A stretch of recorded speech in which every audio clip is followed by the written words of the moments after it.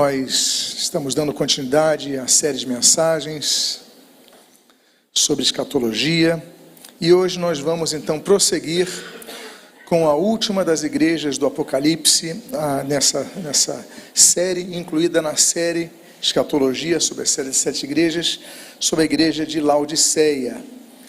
E lembro sempre com esse pequeno mapa, esse pequeno quadro, sobre as 7 igrejas então, que nós abordamos nesses domingos.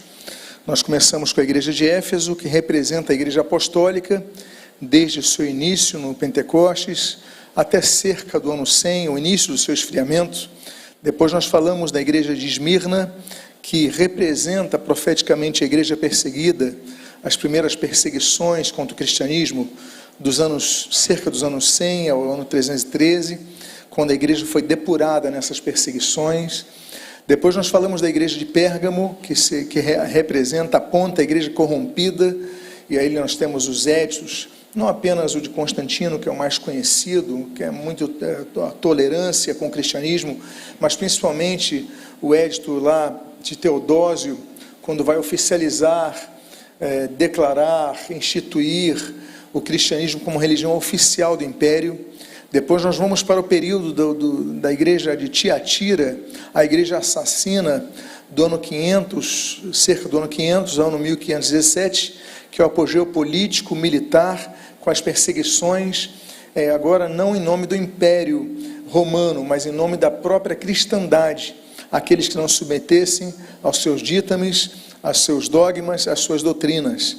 Depois nós falamos do período de Sardes, da igreja de Sardes, que aponta a igreja reformada, que vai do ano 1500 a cerca do ano 1700, que falamos da reforma protestante, o início do formalismo, o esfriamento através do formalismo religioso.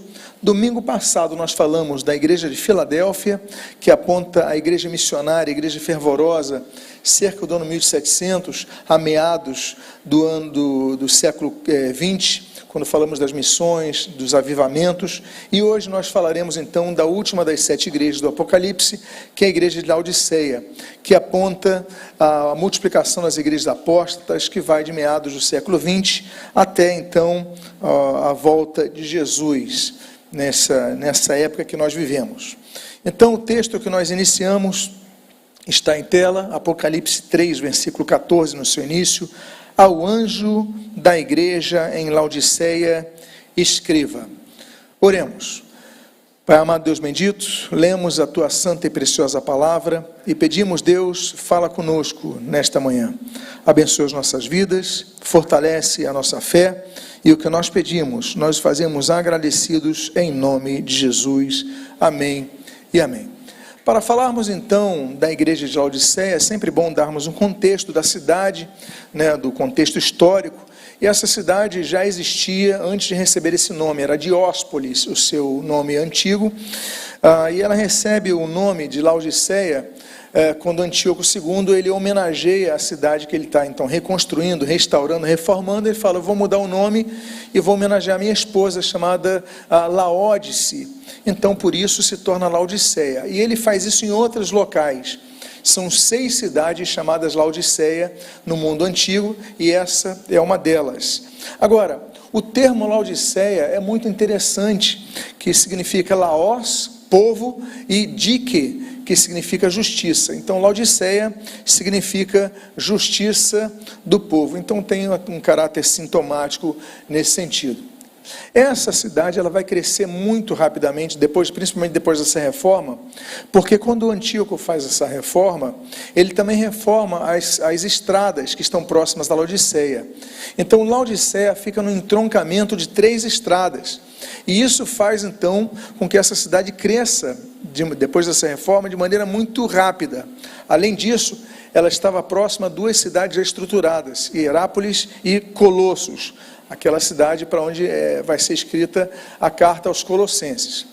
Agora, essa cidade ela tem algumas características peculiares, e elas não vão ser esquecidas por Jesus, elas vão ser mencionadas por Jesus.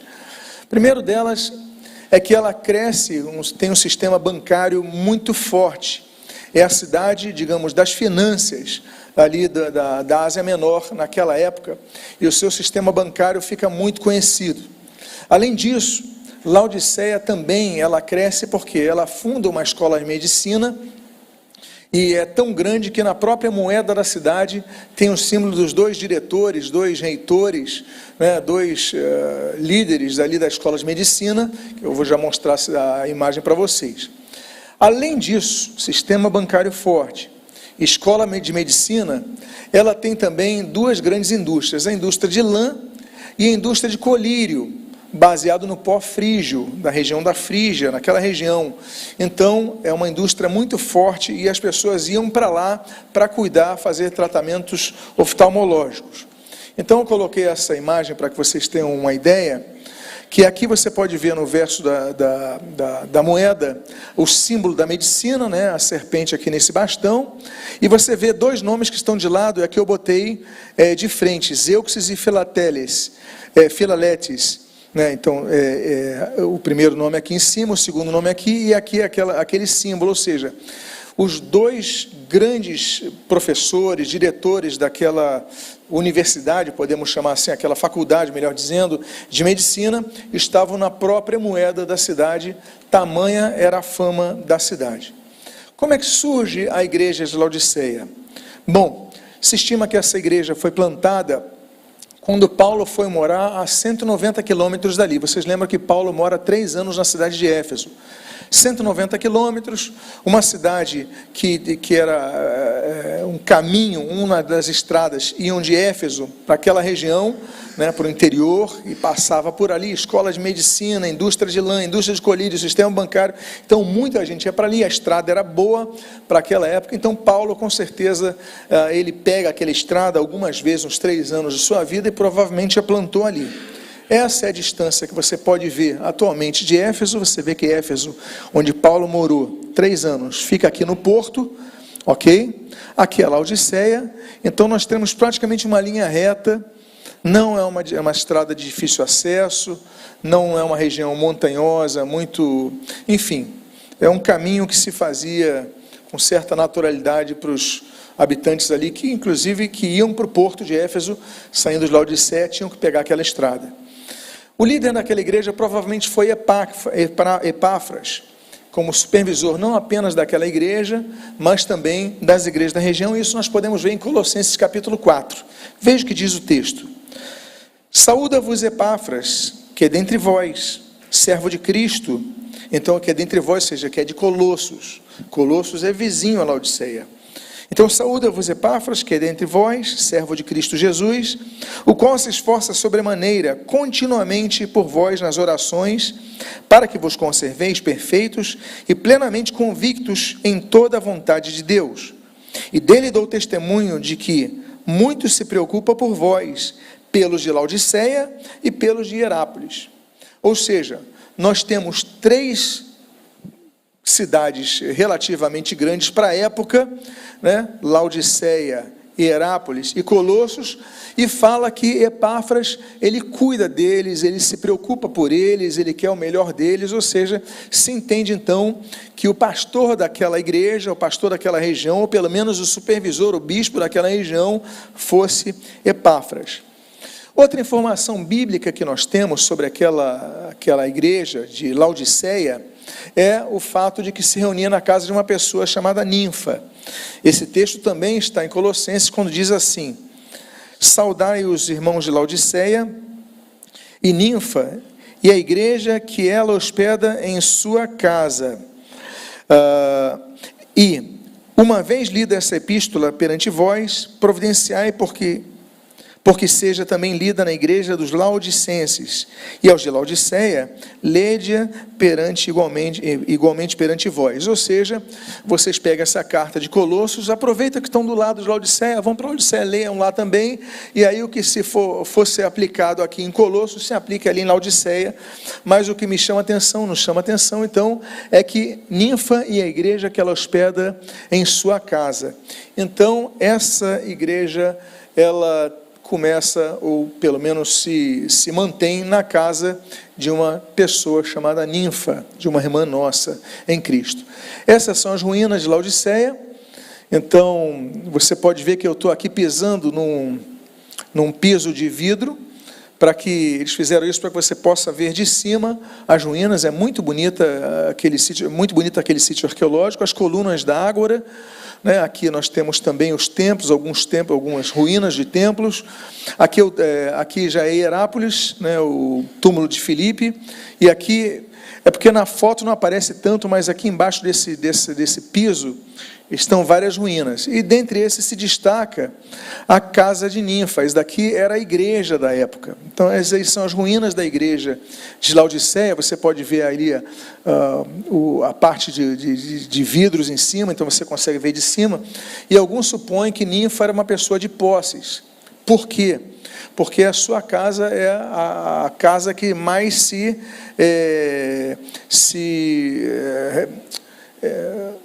demonstra como a maior casa daquela região. Você pode colocar de novo, isso, obrigado. Você vê o tamanho e a igreja que foi estruturada ali. Então depois, claro, vão fazer os arcos, vão fazer colunas, vão ampliar, mas é um imóvel grande em relação às demais ruínas daquela casa, então, daquela igreja. Então é uma igreja que vai crescer juntamente com a cidade. Pois bem, como Jesus se apresenta àquela igreja de Laodiceia? A Bíblia diz ali no texto de Apocalipse, na continuação do versículo 14, o seguinte: estas coisas diz o Amém, a testemunha fiel e verdadeira, o princípio, ali está arquê, da criação de Deus. Jesus se apresenta então de 4 formas para aquela igreja. Primeiro ele diz: estas coisas diz o Amém. Primeiro ele declara: estas coisas diz o Amém. Trata-se da única vez que Amém é colocado como nome próprio. Então, diz o Amém. Eu sou o Amém. Ou seja, por quê? Porque o que é Amém? Amém, amunar, né, vem dessa raiz hebraica. Amém, né, é o termo que vai ser mantido em todos os idiomas, mas que, grosso modo, significa que assim seja, que assim se cumpra. Isso vai suceder. Você queira ou não, isso vai acontecer. É uma declaração impositiva. Isso é amém. Então, quando nós terminamos nossas orações, nós sempre oramos em nome de Jesus e depois citamos a palavra amém, que assim seja, que assim aconteça. Essa é a nossa declaração.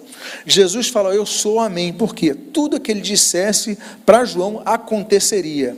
Então era uma forma afirmativa de dizer que ele era a verdade personificada. Lembra-se que Jesus falou em João capítulo 14, versículo 6, eu sou o caminho e a verdade e a vida, ninguém vê ao Pai senão por mim. Ou seja, Jesus é a verdade.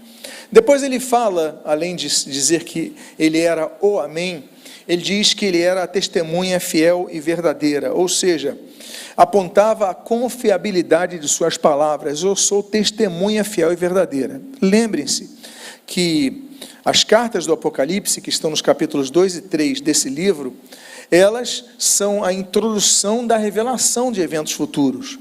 Então, quando ele fala que é o amém, ele fala o que eu vou falar e mostrar para você vai acontecer. Quando ele fala que é testemunha fiel e verdadeira, é porque ele, como eterno, ele já sabe o futuro, já sabia o porvir. Então ele fala: eu sou testemunha. Olha que coisa interessante. Ele era testemunha do que ia acontecer. A testemunha, geralmente, quando é chamada uma testemunha num julgamento, ela vai testemunhar o que ela viu, não é verdade? Um fato passado, mas não um fato futuro. Ninguém é chamado para ser testemunha de um fato futuro, de que aconteceu, porque não. Agora Jesus fala: eu sou o amém, eu sou a testemunha fiel e verdadeira. E ele depois ele conclui dizendo, nessa sua apresentação à igreja de Laodiceia, eu sou o princípio da criação de Deus. Vocês lembram que nós colocamos essa palavrinha grega, arquê? Ela vai ser muito citada na Bíblia, inclusive João capítulo 1, os seus primeiros 4 versos, vai citá-lo várias vezes. Então, ele é o arquê de Deus, ou seja, a origem de algo, a causa primária, a causa ativa, tudo que vai acontecer, tudo que vai existir, vai ser baseado nessa causa. Então, aponta a tudo que foi criado. Jesus é a causa, Jesus é a base, Jesus é a causa primária, e também a criação das coisas e a criação do novo ser. Por exemplo, o texto que nós citamos ali, só que agora os 3 primeiros versos de João, capítulo 1, diz assim: no princípio arquê era o verbo, e o verbo estava com Deus, e o verbo era Deus. Ele estava no princípio arquê com Deus. Todas as coisas foram feitas por ele, e sem ele, nada do que foi feito se fez. Ou seja, tudo que foi criado no universo, Jesus estava presente como pessoa da Trindade Divina. Ali ele estava no princípio de todas as coisas. Agora, não apenas ele é o arquê de todas as coisas que foram criadas, mas também da nova criação, da nova criatura que nasce através da vida em Cristo. Como nós lemos ali em Colossenses capítulo 1, versículo 18, ele é o cabeça do corpo, que é a igreja. Ele é o princípio, o arquê, o primogênito dentre os mortos, para ter a primazia em todas as coisas. Bom, então essa carta inicia apresentando Jesus. Jesus então se apresenta dessa forma à igreja de Laodiceia. Agora nós vamos ver a situação espiritual da igreja de Laodiceia. Quais são as suas virtudes? Bom, nós falamos de várias igrejas do Apocalipse quanto às suas virtudes e aos seus defeitos. As virtudes citadas por Jesus na carta ao Apocalipse, na carta à igreja de Laodiceia, é nula. 0, não há virtudes naquela igreja. É uma igreja que não recebe nenhum elogio da parte de Jesus. Agora, quanto às suas falhas, há várias falhas naquela igreja. Se por um lado aquela igreja não recebeu nenhum elogio, 3 grandes defeitos podem ser observados naquela igreja. Primeiro defeito, primeiro erro, primeira falha daquela igreja era a indiferença daquela igreja. Apocalipse capítulo 3, no versículo 15 e 16, diz assim: conheço as obras que você realiza, que você não é nem frio, nem quente. Quem dera você fosse frio ou quente. Assim, porque você é morno, e não é nem quente nem frio, estou a ponto de vomitá-lo da minha boca. Jesus, ele chega a dizer: quem dera você fosse frio. Há pessoas que estão na igreja que são frias espiritualmente, há pessoas que são quentes espiritualmente, mas há pessoas que são mornas. Jesus prefere que pessoas estejam frias na fé. Jesus prefere que pessoas estejam frias do que estejam mornas, do que aparentem uma quentura, mas quando na verdade não estão quentes, que aparentem uma vida espiritual, mas na verdade não tem vida espiritual. Jesus prefere que a pessoa seja uma pessoa: não, eu não tenho vida espiritual, eu sou, do que uma pessoa que diga eu tenho e não tem. Então, por que ele usa o termo morno? Vocês são mornos. Eu estou a ponto de vomitá-los da minha boca, porque vocês são mornos. Por quê?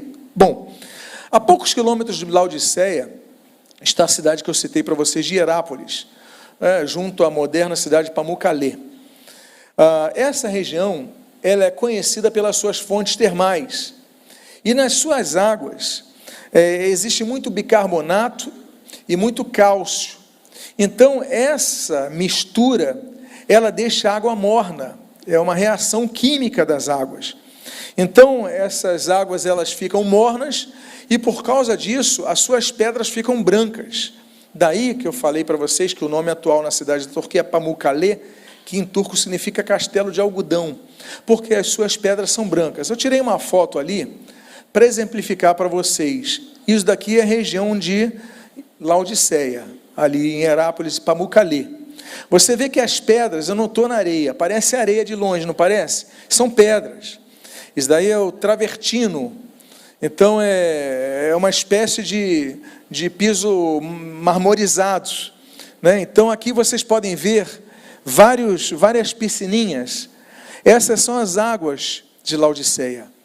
Eu tirei meus sapatos, né? Eu entrei na água para falar: não, eu vou entrar nessas piscinas aí que não tem nenhum motor aquecendo, para ver se são quentes ou frias, e elas eram mornas. Jesus então usa a linguagem que os laodicenses conheciam, as águas mornas.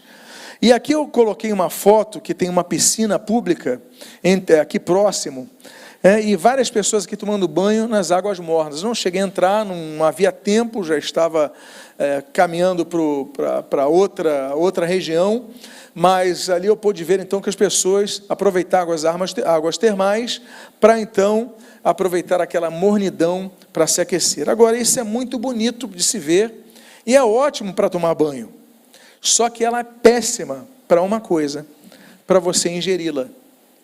Para o viajante que está suado, cansado, as águas são renovadoras. Você mergulhar numa água morna. Mas se você estiver com sede, você vai passar mal. Por quê? Volto a falar para vocês. Era uma água cheia de cálcio e bicarbonato. Ou seja, as pessoas que tomavam a água de Laodiceia, o que elas faziam? Vomitavam. Jesus, ele fala, vocês não são nem frios, nem quentes, vocês são mornos, e por causa disso, eu estou a ponto de vomitá-los de minha boca. Jesus usa uma linguagem, uma figura de linguagem muito conhecida dos que moravam naquela região, ou seja, os agentes químicos daquela água faziam as pessoas vomitar. Por causa disso, e a cidade foi crescendo rapidamente, por causa do seu sistema bancário, a sua escola de medicina, nós já citamos aqui os motivos das suas estradas. Então foi necessário fazer um sistema de resfriamento e filtragem da água que vinha de Colossos, 16 quilômetros dali. Então você pode ver, e aqui temos uma foto de uma norma do imperador, um edito de Vespasiano, sobre aqueles que consumissem a água que vinha de Colossos a Laodiceia. Veja o que diz o texto que está aqui nessa pedra, cravado aqui, é um museu ar livre aquilo ali. Aqueles que dividem a água para o seu uso pessoal, devem pagar 5.000 denários ao tesouro do império. É proibido usar a água da cidade gratuitamente, ou concedê-la a particulares. Aqueles que compram a água não podem violar o edito de Vespasiano. Eu volto a dizer aquele ponto, é uma cidade próspera, é uma cidade muito rica, sistema bancário, nem todo mundo podia morar lá, porque a água era cara. Meus amados irmãos, você, para morar em algum lugar, você tem que ter acesso à água potável, não é verdade? Agora, numa cidade que não tem água potável, que precisa importar de outra cidade água potável, você tinha que pagar um preço muito alto. Então, havia leis que proibiam o consumo na cidade da água e tinham que pagar. Então, era uma cidade de elite. Voltamos a dizer que é a cidade que é conhecida pela sua riqueza. E ali nós temos, então, mais uma prova histórica dessa situação dos habitantes de Laodiceia. Pois bem, entendendo tal contexto, voltamos a citar o que Jesus falou. Você não é frio nem quente, e amor, eu estou a ponto de vomitá-los, ou seja, a rejeição de Jesus a uma igreja que é morna, a rejeição de Jesus, e é a pior de todas, é a maior maldição. Você quer saber a maior maldição que existe? A maior maldição que existe é ser rejeitado por Deus. É a maior maldição que existe, é a rejeição da parte de Deus. Então, Jesus, ele falou, eu estou a ponto de vomitá-los de minha boca. Então, Jesus não sofreu, não padeceu, não morreu, para gerar seguidores mornos e acomodados, mas para gerar pessoas que são discípulas, zelosas e transformadas e transformadoras da sociedade. Agora, quais eram os grandes problemas? Então, a indiferença que nós citamos, indiferença espiritual e também a sua vaidade. Eram pessoas vaidosas, era uma cidade de pessoas vaidosas, talvez por ser uma elite da região, eles tinham isso. Veja o que diz, então, aí a segunda falha daquela igreja, a falha da vaidade. Veja o que diz o versículo 17, em relação à riqueza daquela cidade. Jesus declara, você diz, sou rico, estou bem na vida, e não preciso de nada, mas você não sabe que é infeliz, sim, miserável, pobre, cego e nu. Aquela igreja estava num contexto elitizado, um contexto muito próspero, nem todo mundo conseguia morar lá, até pela água, para consumir, para beber, tinha que ter um valor Agora, sou rico, estou bem na vida, não preciso de nada. Essa é a realidade de muitos que estão dormindo nas igrejas, estão mornos nas igrejas. Eu estou bem, eu não preciso de nada, eu não preciso buscar a Deus, eu não preciso ter uma vida de oração, eu não preciso congregar, eu estou bem. E são pessoas que estão infelizes, miseráveis, pobres, cegas e nuas. Meus amados irmãos, Laodiceia era famosa pelo seu centro bancário. Dava conforto a eles, dava luxo a eles e os fazia entender que eram ricos. Mas eles não tinham nada. Meus amados irmãos, eles não tinham o mínimo suficiente para sobreviverem espiritualmente, porque eram miseráveis. Jesus usa duas expressões muito interessantes: miserável e pobre, pobre e miserável. O que é isso? É quando a pessoa não tem recursos para se manter, não tem um mínimo suficiente para viver, eles apenas conseguem tentar sobreviver, são miseráveis. Então Jesus, ele aponta ao centro bancário daquela região. Quando eles falam que eles estavam nus, como cita o texto que nós lemos do versículo 17, aponta a outra indústria, não apenas o sistema bancário, mas também a indústria de lã da cidade. Tinha muita lã na cidade, mas Jesus fala: vocês, apesar da indústria de lã, vocês estão nus. Apesar também da indústria de colírios, você lembra que eu falei que eles tinham colírio por causa da abundância de pó frígio na região? Jesus falou: vocês são cegos. Então, tudo o que Jesus fala aponta a uma realidade contextualizada dos laodicenses. Jesus os chama de cegos e Jesus os chama de infelizes. Por quê?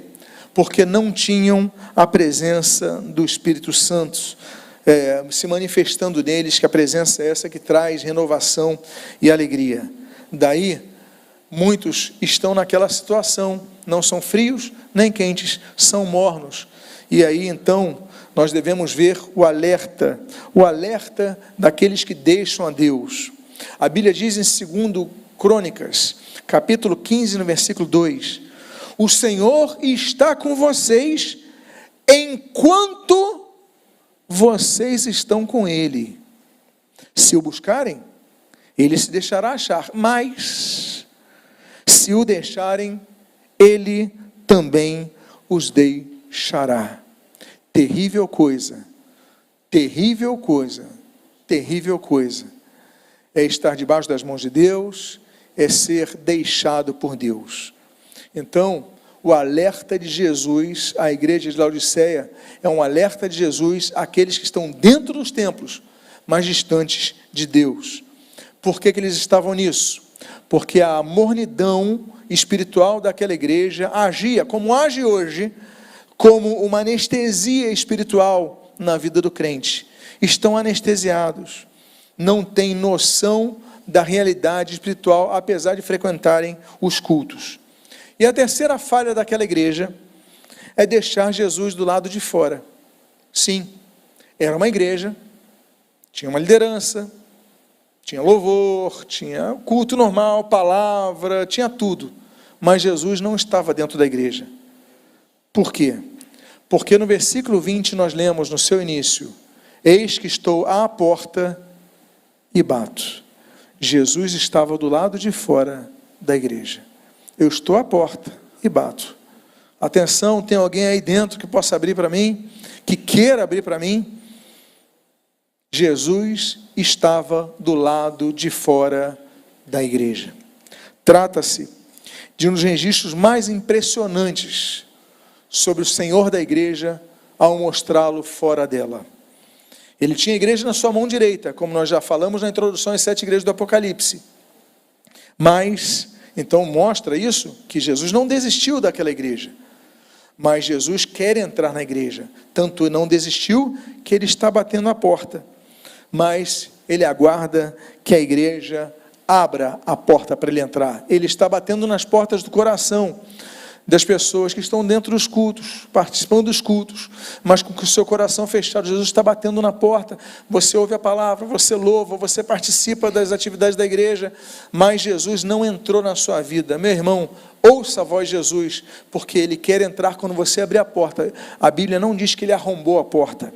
Jesus tem poder para arrombar a porta, Jesus tem poder para destruir tudo, todos os grilhões, todos os ferrolhos, todas as correntes, todas as cadeias, mas a porta da igreja, Ele não arromba, Ele bate, e Ele aguarda que as pessoas ouçam e abram a porta. Então, tratava-se das características de Jesus.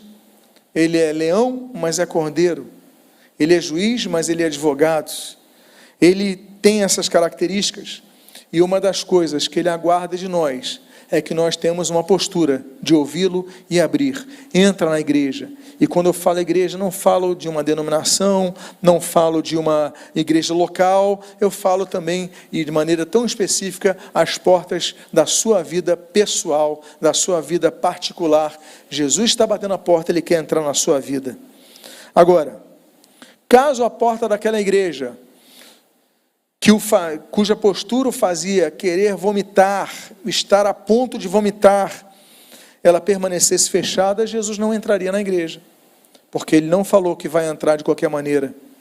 Ele bate e aguarda, ou seja, quais são as posturas que a igreja tem que fazer para Jesus entrar. E aí nós temos o alerta de Jesus e as oportunidades. O versículo 18 desse capítulo 3 de Apocalipse, ele diz o seguinte: aconselho que você compre de mim ouro refinado pelo fogo, para que você seja de fato rico. Compre vestes brancas para se vestir, a fim de que a vergonha de sua nudez não fique evidente, e colírio para ungir os olhos, a fim de que você possa ver. Jesus manda, e aí temos uma ironia de Jesus, manda comprarem o quê? Ouro refinado pelo fogo, para que você seja de fato rico. Por que Jesus estava apontando? A indústria, ao sistema bancário da cidade. Ele fala vestes brancas, a indústria de lã. Ele fala colírio para ungir os olhos. Ele fala o colírio da região, daquela cidade. Ou seja, eles tinham prosperidade, que vocês comprem isso. Compra a alegria, compra a salvação, compra. Será que isso pode ser comprado? Só tem uma coisa que pode ser comprada, meus amados, na vida espiritual, e que pode comprar algo na vida espiritual, e isso foi o sangue de Jesus. A Bíblia diz que Jesus pagou esse preço na cruz. O texto de 1 Coríntios capítulo 6, versículo 20 diz: porque vocês foram comprados por preço. Nós fomos comprados pelo sangue de Jesus.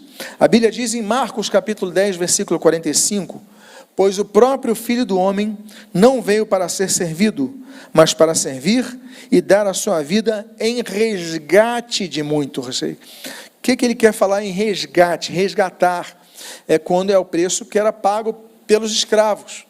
Então a pessoa era escrava, vivia na escravidão, e você pagava o preço do resgate. Jesus comprou o preço do resgate em nossas vidas. Então, nós hoje somos livres.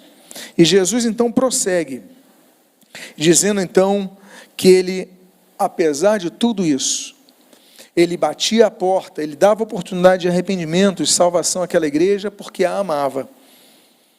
Diz o texto, do versículo 19, no versículo 20, assim: eu repreendo e disciplino aqueles que amo. É o contexto de Laodiceia. Ele está falando, eu repreendo e disciplino, ou seja, vocês estão recebendo repreensão e disciplina porque existe amor por vocês. Mas, portanto, seja zeloso e arrependa-se. Então tem que haver da parte da igreja de Laodiceia, tem que haver da parte das pessoas mornas espiritualmente uma reação. Portanto, seja zeloso e arrependa-se. Eis que estou à porta e bato. Aí o versículo 20. Se alguém ouvir a minha voz e abrir a porta, entrarei em sua casa e cearei com ele e ele comigo. Ou seja, Jesus falou: se alguém ouvir a minha voz e abrir a porta, eu vou entrar. Duas reações são necessárias à ação amorosa de Jesus. Esse amor não é automático. Esse amor, ele é concedido. Esse amor, ele é oferecido. Mas para que as pessoas experimentassem os efeitos desse amor, a vida eterna, elas precisavam ouvir a sua voz e abrir a porta. E só depois o texto diz: e eu entrarei em sua casa e cearei com ele, ele comigo. Ouvir e abrir. Ouvir a palavra do Evangelho, muitos têm ouvido, mas com o coração fechado, com os ouvidos espirituais fechados. Mas muitos têm ouvido e não aberto as portas de seu coração. E Jesus não tem entrado e por isso não tem ceado. Jesus permanece de fora. Essa reação consistia em 4 posturas. A primeira delas, como nós lemos no texto: seja zeloso. A Bíblia diz que nós devemos ter zelo em nossa vida espiritual. Não só nossa vida espiritual, mas nosso trabalho espiritual, como nós lemos em Jeremias capítulo 48, versículo 10, que diz: maldito aquele que fizer a obra do Senhor relaxadamente, de qualquer maneira, relapsamente, de maneira relapsa, de maneira, enfim, de qualquer forma. Não, nós temos que levar com seriedade a nossa vida espiritual e tudo que nós fazemos para Jesus. A segunda postura que a igreja precisa ter é que ela fala: seja zeloso e arrependa-se. Diz o texto, não bastava ouvir, mas eles precisavam agir.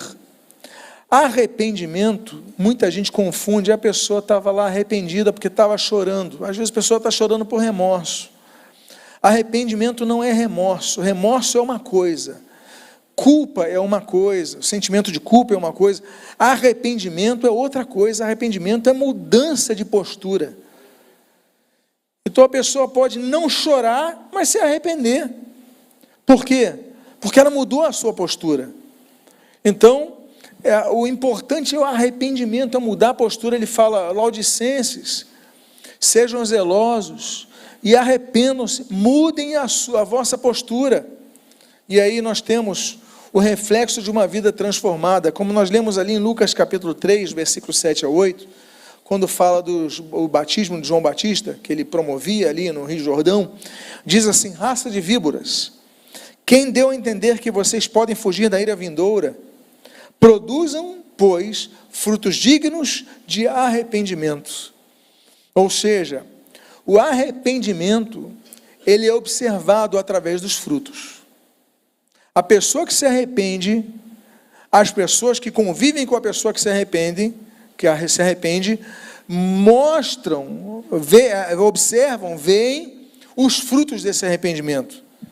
Então a pessoa mentia, não mente mais, roubava, não rouba mais, tinha uma vida errática, não tem mais. Ou seja, ela demonstrou mudança. Terceiro ponto dos 4. Se alguém ouvir a minha voz, Jesus está falando de maneira direta: ouça o que ele tem a dizer na igreja. Muitos estão na igreja e não ouvem. É capaz de estarem ouvindo essa mensagem, mas não absorverem no seu coração a necessidade de mudarem. Então, tem ouvidos e não ouvem. Tem ouvido, você tem ouvido, então que você ouça o que o Espírito diz à igreja. E 4, não apenas ouvir, mas abrir a porta, como nós falamos ali. Não perca a oportunidade da salvação. A promessa aos que vencerem. Nós falamos nas 6 outras, nos estudos sobre as 6 outras igrejas do Apocalipse, sobre as promessas aos que vencerem. E a igreja de Laodiceia também tinha expectativas. Apesar de todo o aspecto negativo da igreja de Laodiceia, Jesus via que alguns ouviriam a sua voz e abririam a porta, por isso venceriam. Tanto é que ele diz no versículo 21 o seguinte: ao vencedor darei o direito de sentar-se comigo no meu trono, assim como também eu venci e me sentei com meu Pai no seu trono.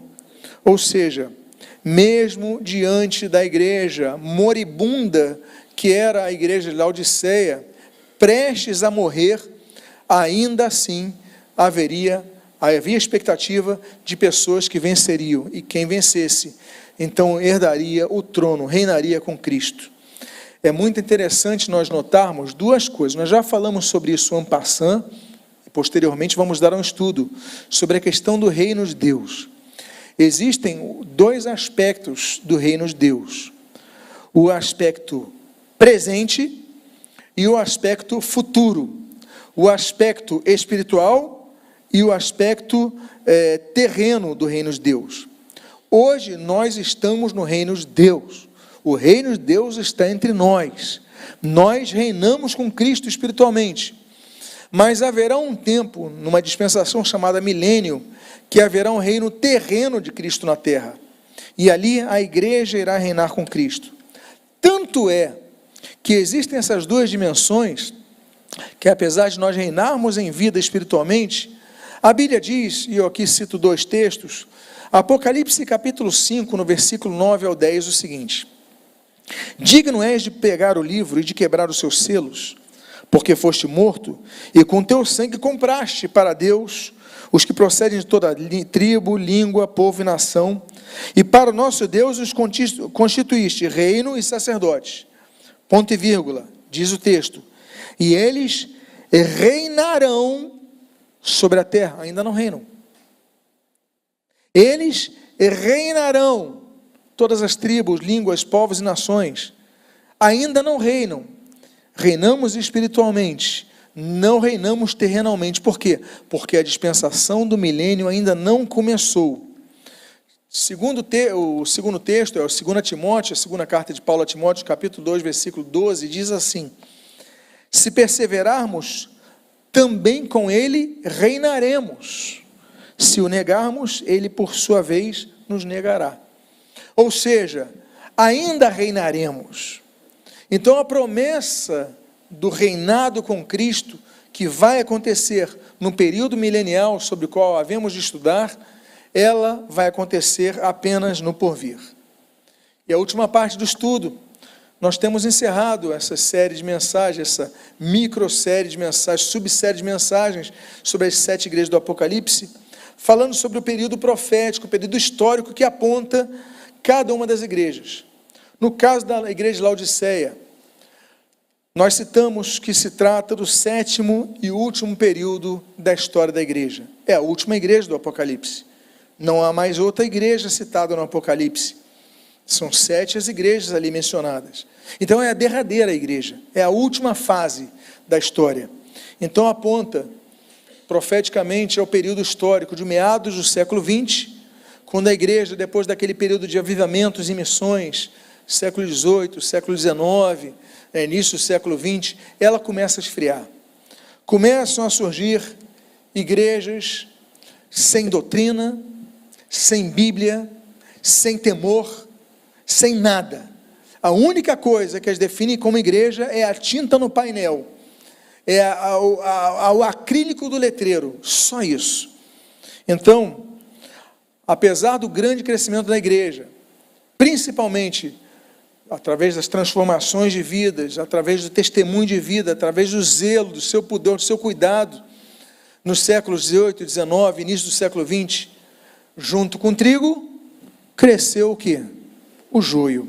Vivemos numa época do evangelho largo, o evangelho sem cruz, o evangelho da graça barata, o evangelho da permissividade. Temos igrejas sem doutrina bíblica.